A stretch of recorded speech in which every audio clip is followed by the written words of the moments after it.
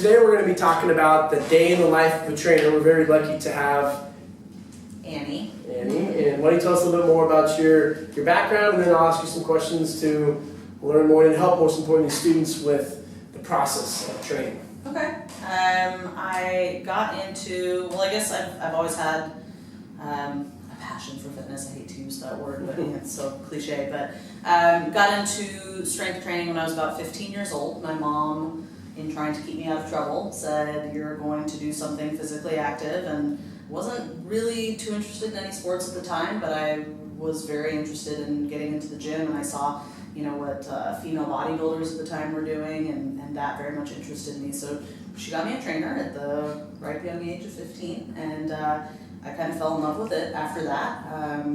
Was a gym rat, for lack of a better term, for many years. As soon as I was old enough, I got a job in a gym so that I could continue getting a free gym membership. I worked in the kids club for a few years, and when I was about 19 years old, the fitness manager at the gym that I worked at said, "You really seem like you know what you're doing. You really like training, and people are always coming up and asking you questions. Have you ever thought about being a personal trainer?" And at that time, I don't know, I hadn't really, but it definitely sparked an interest. So got certified. He hired me. And kind of took off from there. Since then, I've worked for several, big name gyms, smaller gyms. I've been an independent trainer, worked in training studios, started, working for, or got into management, I guess, about 4.5 years ago when I decided I wanted something on a bigger level in terms of training. So now I've been a personal training manager, fitness manager for about the past 4.5 years. I love it. I love continuing to work with clients, as well as coaching trainers on how to work with their clients. And so that's kind of my background.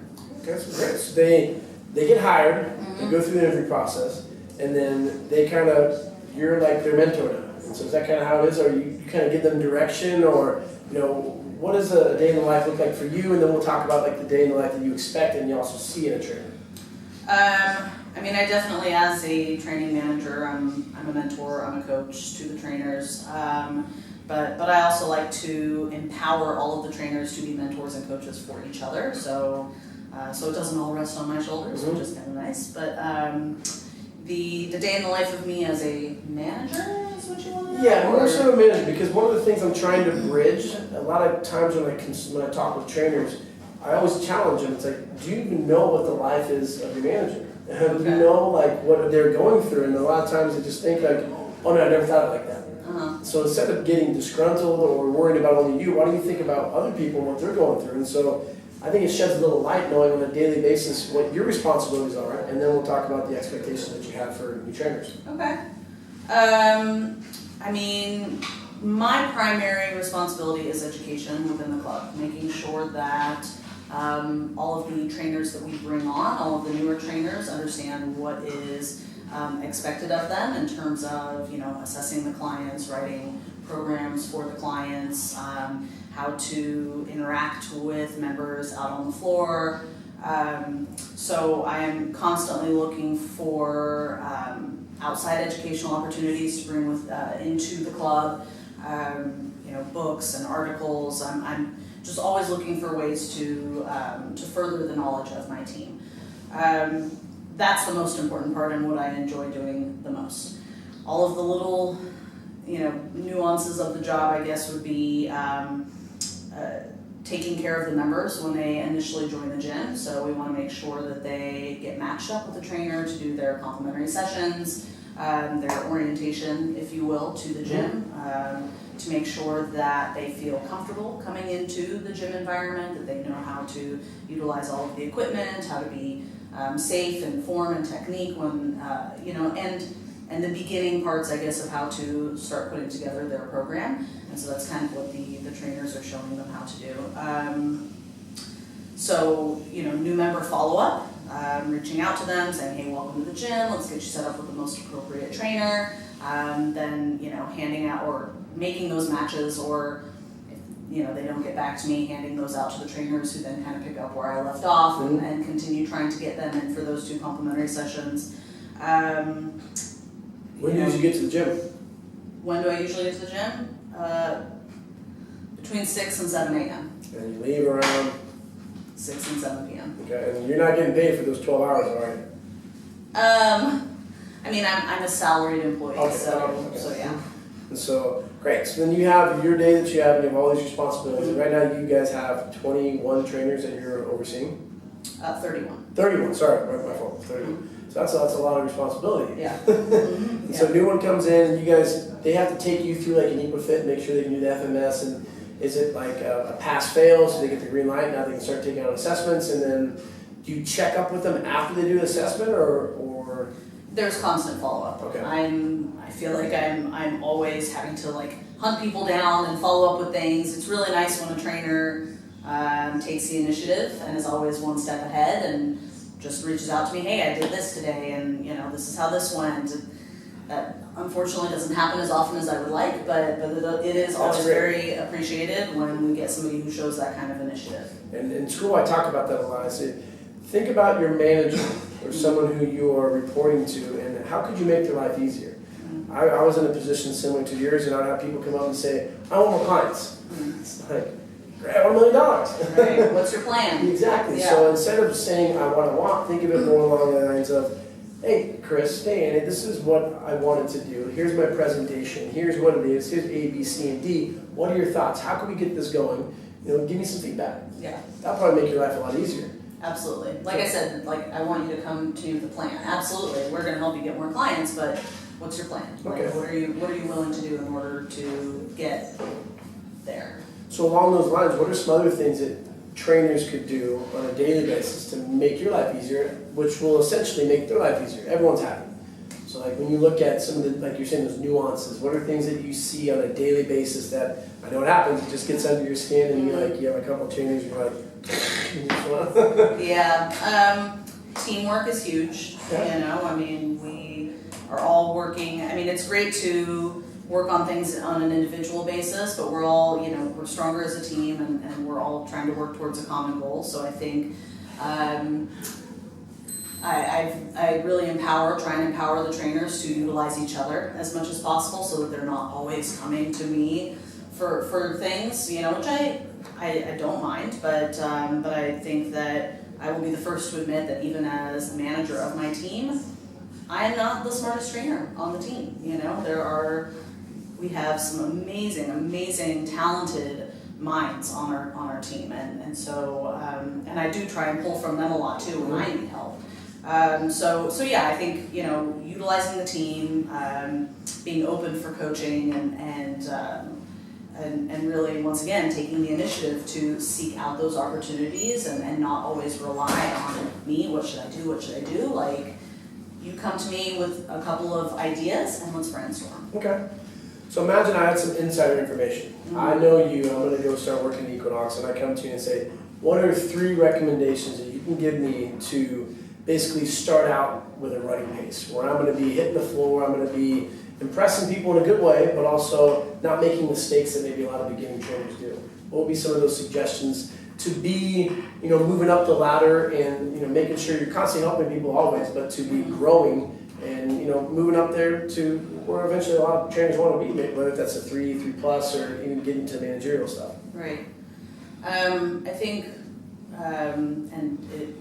integrity is everything. So being a reliable and consistent person speaks volumes about your work ethic and the kind of person that you are, because it doesn't really matter your technical knowledge or your fitness knowledge, your background. If people don't like you, they don't trust you, they're not going to want to give you the time of day or work with you, pay for a training session with you. So I think that integrity is huge. Being professional in the sense that you carry yourself well, you have a presence, you are personable, you are charismatic. You go up, you talk to people, you smile, you're able to strike up a conversation. I think that, as simple as it sounds, that is one of the most overlooked parts, especially, you know, we get a lot of like super smart, scientific, brainy trainers coming in who think that they're just going to kill it, and then they go out on the floor and they can't interact with somebody, they can't strike up a conversation. So I think that definitely kills it. You wanted 3. Mm-hmm. So then I guess Integrity, breaking the ice. being charismatic, and then just resilience, being able to hear a lot of no's and continue on with a positive attitude despite all of that. Oh, that's great. Yeah. I worked at a kind of similar in the Bay Area, it's a place called Renaissance Club Sport, and there was a guy there named Pedro, and he was a top trainer for, still is today, this is like 20 plus years he's been there. And when I was working there, the guy would always do the front desk, he memorized everyone's name, and he always had a smile. Mm-hmm. And when I was there, I was like, you know, I was a little bitter, I'm like, why does everyone like this guy? I try to be a dick to him. I'm like, hey, Pedro. And he's like, hey, Chris, how do you I'm like, ugh, he's just too nice. But he always had a full clientele. Right. And I think people they don't realize because they're in their head so much, and a lot of negative thoughts are going around that, you know, like we were talking about earlier, that they don't realize what's here. Mm-hmm. And so they can be thinking like, I want to go talk to that person. They don't realize that it's like this. Yeah. And they're snarling at people. And when you're walking around, I mean, how would you coach someone? I'm working out, or you know, if there's a person on the floor that's a prospect, and you want to go talk with them. What do you guys usually suggest is one of the better, you know, breaking points? I take a different approach. I talk to my students. I say, pretend like it's kind of like dating, where you don't want to be too aggressive. Hey, you're doing this wrong. Hey, let me show you. It's like, no, stop. Versus just like, hi, how you doing? My name's Chris. Exactly. Points of contact. I make it very clear to them, like, look, I don't expect you to, in the very first time that you ever walk up to somebody and strike up a conversation with them, that you're going to know everything about them, and their fitness goals, and their background, and book a session with them, and get them interested in training with you. It takes like a dozen points of contact to ever get to that point. Mm-hmm. So I tell them, look, it starts with a smile. It starts with a, hey, how's it going? And then, you know, third time you go and you introduce yourself, and then fourth time you ask for their name, and so on and so forth, until now you've had so many points of contact with them that you're both comfortable enough with each other that you can have an organic conversation about training and what they need and how it is that you can help them and get them booked for a session. So it's just, I think that too many trainers think that right off the bat they have to, as soon as I talk to this person, I got to turn them into a client, and it doesn't have to be that way. We do a lot of role playing. Mm-hmm. Yeah. I always hated role playing. You know, honestly, as a manager, I don't like it that much myself, and sometimes it's a little uncomfortable for me too. But it's, you know, I tell the trainers, if we can get you comfortable in this uncomfortable situation, imagine how much easier it's going to be going out and striking up a conversation with a, you know. So what are one of the more common role plays that you do? Like, do you put on like faces, like you're Jackie the bitch and Janet, or is it just like? A lot of role playing is how to overcome no's. You know, how to overcome if somebody tells you, no, I don't need a spot, or no, I'm not open to hearing about your feedback on how I'm doing my squat. Mm-hmm. Just how to move past that. And like what you said earlier, it's amazing how trainers in my opinion, they internalize that so much, where if someone says no, it like hurts their feelings. Yeah, you can't take it personally. Yeah, and when I was training, I had access to, like, I'll get there in a second, but do you see many trainers when they get someone's name? Mm-hmm. Do they document it? I tell my students that I think it's great to get someone's name. Hey, this is Wes, funny blue shirt, weird guy, whatever, and then you document that, and then you come back to it and you see him again, so you can kind of play around with that in your head. I definitely suggest that because they meet so many people, you know, in the course of a day. But it is definitely helpful if they can, you know, just make small notes. You know, spoke with Bob on the treadmill. He was wearing a USC shirt, and you know, we talked about his son who's about to go off to college. Like little tiny things, so that then you know you're like, I know that guy. What is his name? You go back and you look at your notes. And you're like, oh yeah, that's Bob. And then you can go and strike up a conversation, and Bob feels super special because you remembered his name and you remembered that you were talking about his son, and then Bob's going to remember you. Mm-hmm. Do they have? I laugh because it sounds kind of creepy. But do they have access to computers to see like members and anything like that, or?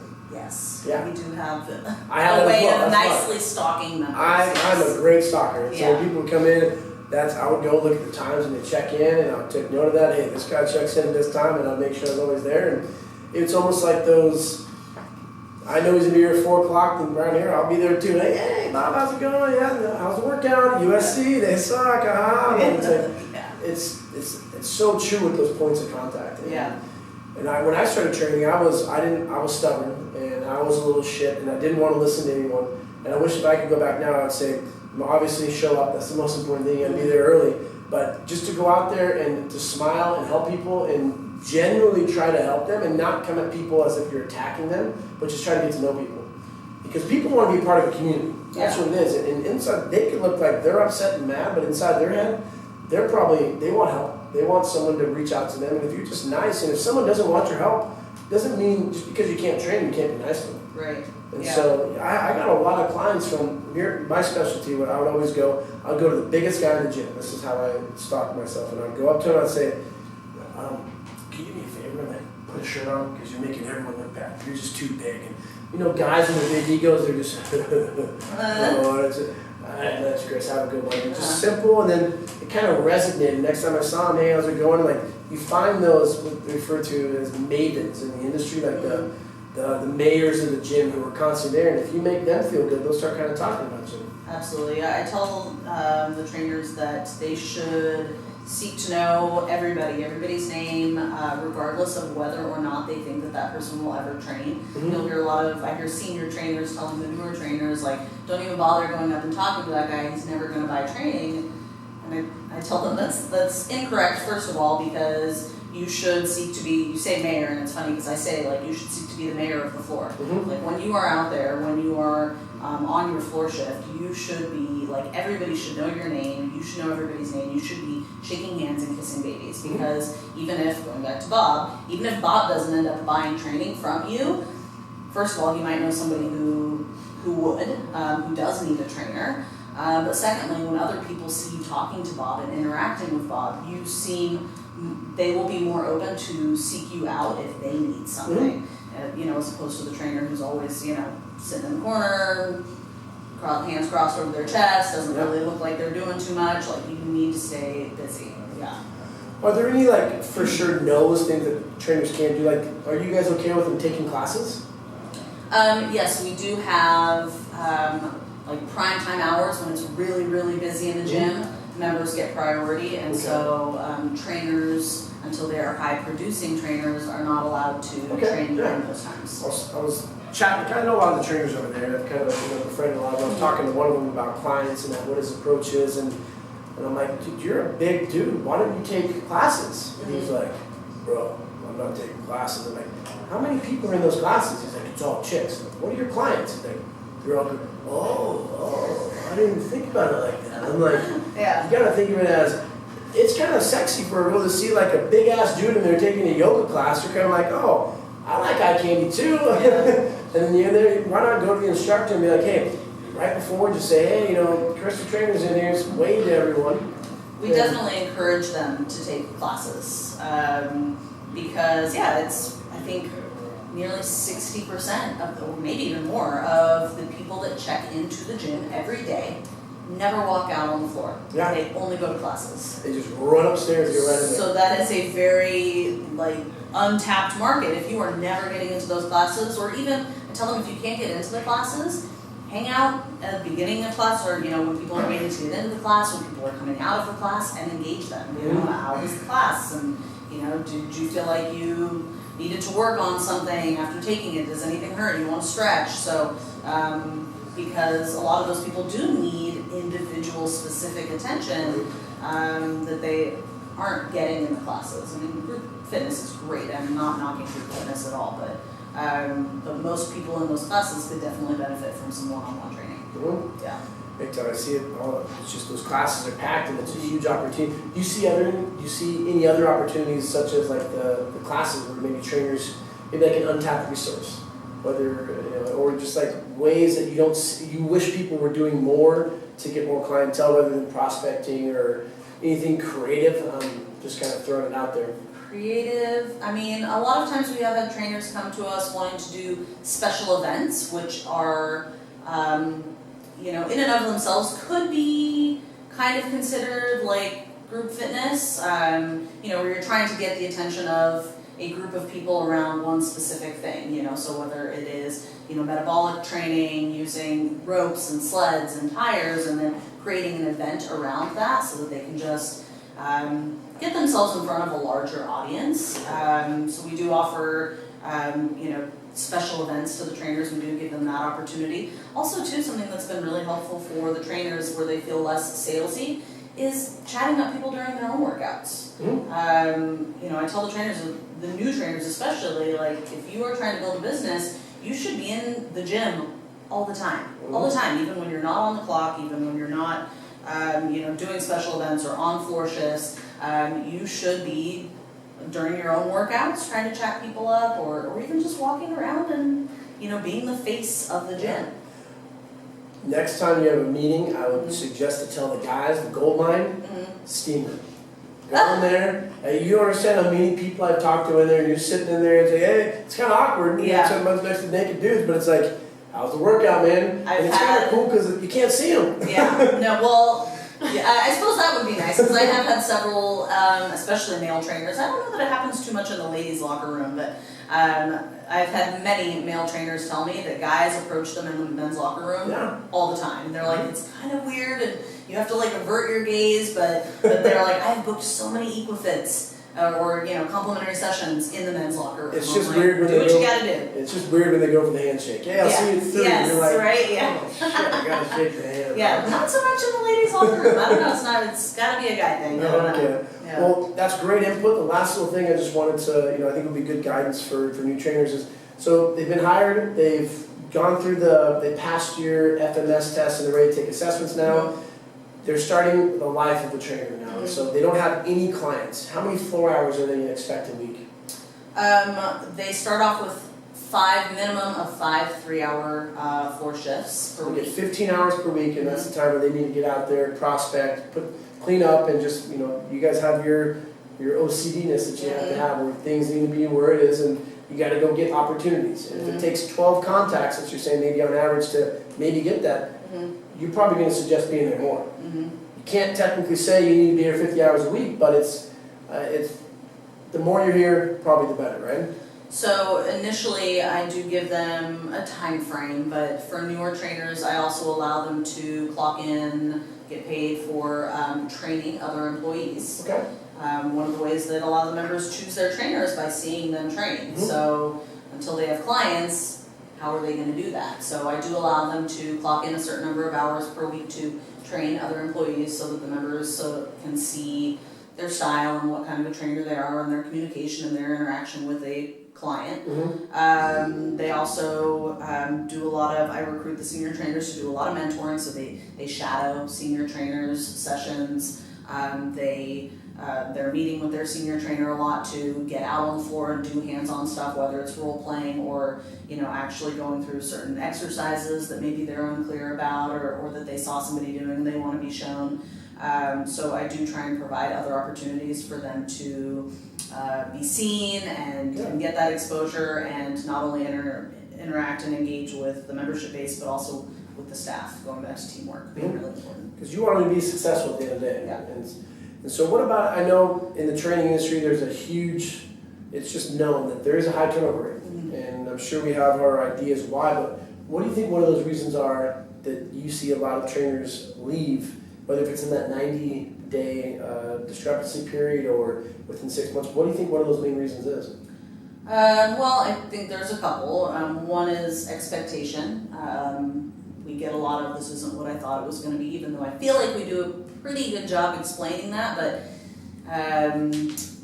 a lot of people come in thinking they're going to be special or they're going to be different, or you say that, you know, that's not going to be me, and then they come in and after a few months they're like, wow, you weren't kidding. Like, it's tough. It's tough. It is hard to build a personal training business, which is why I said, you know, some of the key things I look for in a trainer is resilience and a positive attitude, and, you know, so I think that that's probably the biggest thing, is it's not what they expected.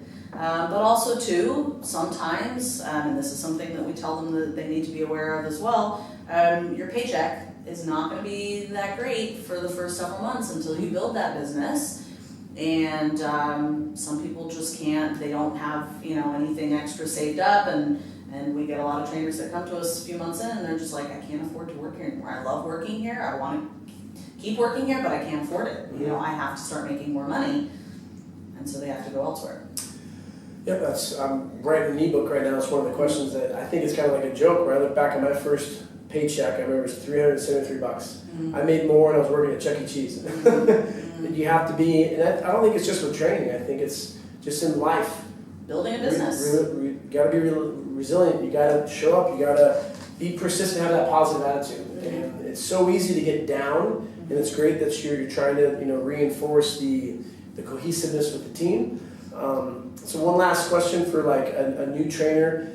They're starting out. Is there anything else, the little pointers that you want to give them to be successful and get past that, whether it's a 90-day period or 120-day period, to make sure they're one of the successful ones outside of resiliency or anything along those lines? Any like little tricks that could be helpful?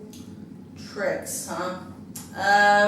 Because for example, I tell my students, I say, here's something I suggest for you. Uh-huh. You're coming in and everyone's going to welcome you as part of the team, but kind of in the back of their head, I don't care how much of a cohesive environment you have, essentially you're kind of a threat because there's clients out there that you could be taking. So I said, why don't you kill that right away?